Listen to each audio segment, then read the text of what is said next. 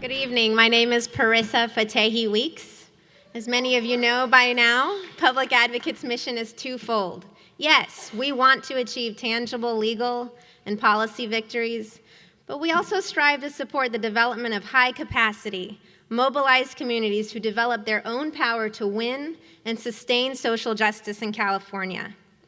Our first Voices of Conscience awardee, the Alliance of Californians for Community Empowerment, or ACE, is one of our closest partners in this work.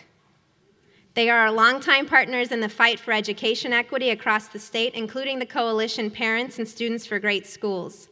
And they are one of the plaintiff organizations in our school finance lawsuit, CQE v. California.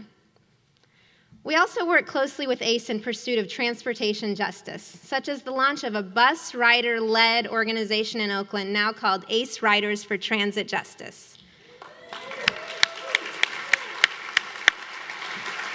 They've built that organization by going bus stop to bus stop, teach-in to teach-in, listening, building leaders, and collectively raising their voices for a public transit system that is reliable and affordable for the low-income communities of color that depend on it most.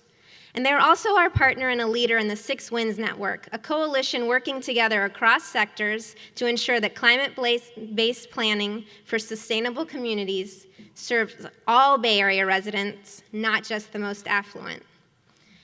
Now, ACE is first and foremost focused on and led by members. But let me say a word about the staff, since they will never shine the spotlight on themselves. It's people like Amy Scher, John Eller, and Claire Haas, and others that intuitively know how to size up a challenge, cut through the fluff, and seize a win. They are fearless, and they're bold, and they put their egos aside to empower others generously, and they personally embody the ingredients of the recipe that makes community organizing the formidable and necessary force that we need to win better schools, better bus service, and healthier communities. And for that, we're privileged to count them as partners and to honor the entire organization tonight. So representing ACE this evening is board member and longtime education advocate Giselle Casada, and former member and now one of those formidable organizers, Alia Phelps. Please join me in congratulating them.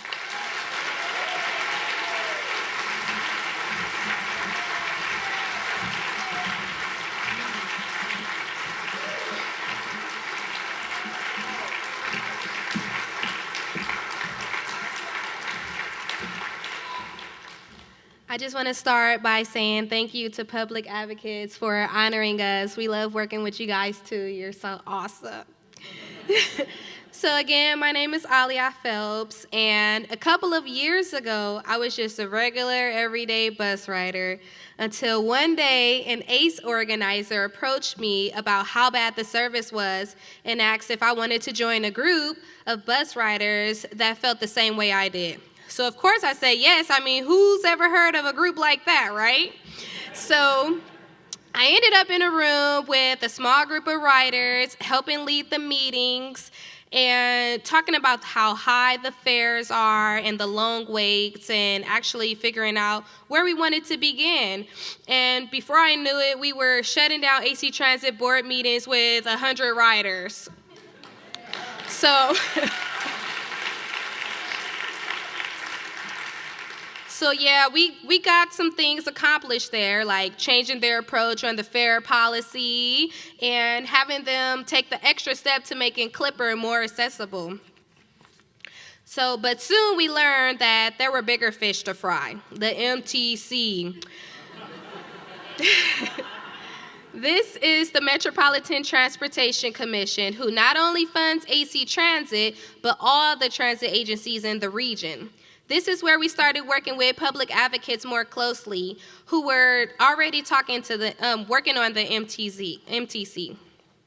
At first, we would speak and public comment and tell stories to try to influence them around how bad the service was in other areas that we would visit, like Antioch, where I was stranded on Father's Day with my family and father-in-law while taking him out to lunch. No buses were running. And later I found out that only 3 buses run on the weekends out there, period. And we really don't want that to happen to any of our riders. We don't want anyone in this situation. So many cuts that now they're slim to no service. So we started working on changing the debate from would you rather have cuts to service or an increase in the fare to MTC making the 1% pay their fair share. So,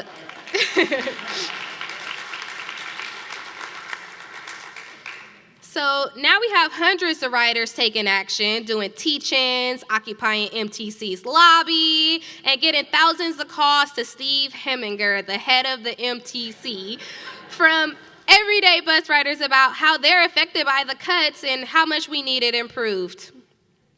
Now I'm organizing the riders, going out on buses every day, talking about the service, and signing up riders to get more involved. We care about our service, and we won't stop until we see transit justice.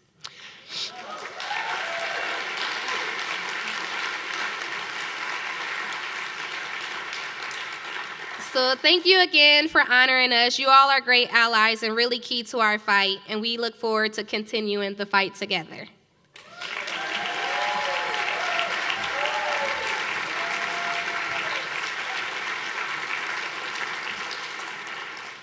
My name is Giselle Casada, and I'm a mother of 4 public school graduates, and now a grandmother of 6 children, all in daycare and public elementary school. I'm also a founding member of ACE. I want to thank public advocates for the honor you give ACE under the Voice of Conscience Award.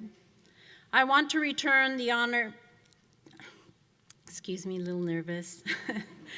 I also want to return the honor to you and thank you for all the incredible work you have done in the past and continue to do for our public schools on behalf of my children and grandchildren and those of our thousands of members and families across the state.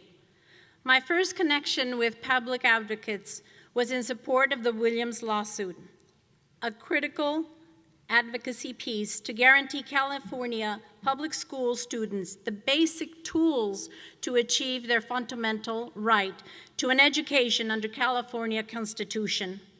We continue this organizational partnership with key public education organizing and advocacy groups across the state and the Community for Public Education Reform, or CPER, and the Campaign for Equal Education, or CQE Coalition. As a parent and now a grandparent, advocate and member with ACE, education has been a priority for me and many of our ACE members across the states whose children attend public school and desperately need these basic tools. We join with public advocates and other allies in many regions across the state to share the goals to guarantee all children and grandchildren have the opportunity to achieve college and a career and have a choice in growing into the person that they have the potential to become. We join with public advocates and our allies in low-income African American and Latino communities across the state to guarantee that through education, our children and grandchildren can achieve a much better quality of life than those who came before them.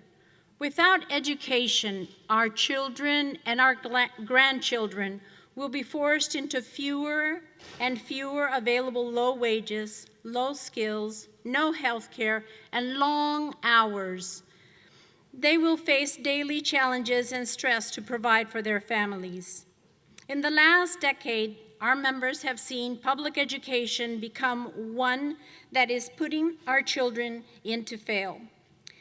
Instead of a value invested in teaching and focusing on the classroom and access to diverse education, we have seen many of our members' children falling through the cracks and drop out due to poor tools, higher class sizes, overwhelming teachers, and less resources.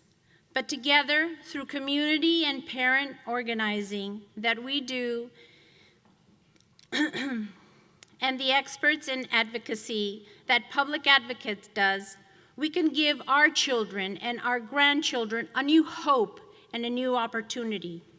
Our vision is that all our children and grandchildren have the right to attend college and achieve highest quality education that enables them to make choices, to compete for living wage jobs with full health care and retirement, and provide for their own families in a way that ensures the next generation an even greater opportunity. On behalf of ACE, thank you for this honor. We really we have a real opportunity to finally turn back the tide and make public education a #1 priority in California. With those in this room, we look forward to much more work together going forward. ¿Se puede? Sí se puede.